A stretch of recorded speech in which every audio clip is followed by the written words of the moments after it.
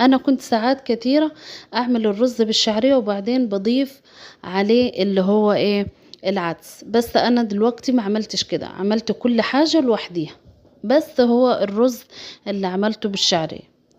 طبعا عندي هنا خلاص الشعرية حمرت، وطبعا شغالة هنقل في الحلل هنا وهنا على حسب ما يعني. بص خلاص نلاقي المكرونة خلاص هتستوي معانا، فحطيتها خلاص على العين التانية وكده. خلاص المكرونة طبعا عندي استوت خالص زي ما انتوا شايفين.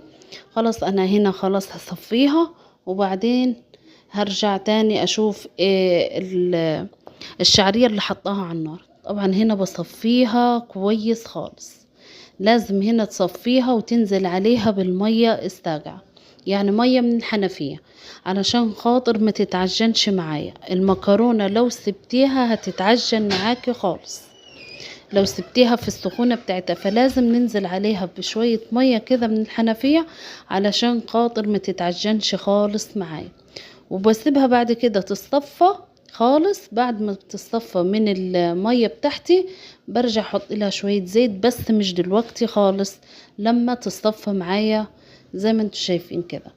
طبعا عندي هنا بسم الله ما شاء الله اللهم بارك الشعرية خلاص اتحمرت خالص. طبعا انا مش بحرجها خالص وبخليها صفرة.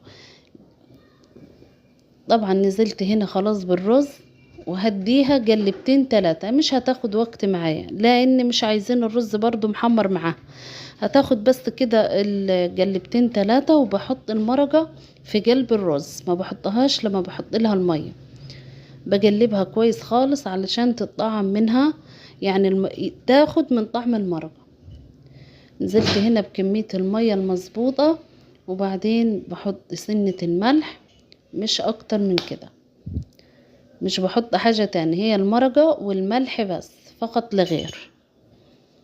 زي ما انتم شايفين بسم الله ما شاء الله. انا هنا عاملة كمية، يعني اللهم صل وسلم وبارك على سيدنا محمد، عاملة كمية كبيرة خالص. يعني الكمية اللي انتم شايفينها كده ب100 جنيه بس. والله يعني ما شاء الله ما شاء الله عملت معايا كمية كبيرة كبيرة.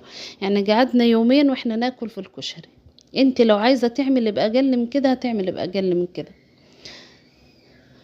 طبعا هنا خلاص هعمل الصلصة بتاعتي. وهنا الطماطم بغسلها كويس خالص علشان هنضربها في الخلاط، لان خلاص يعتبر البصلة بتاعتي اتحمرت خالص.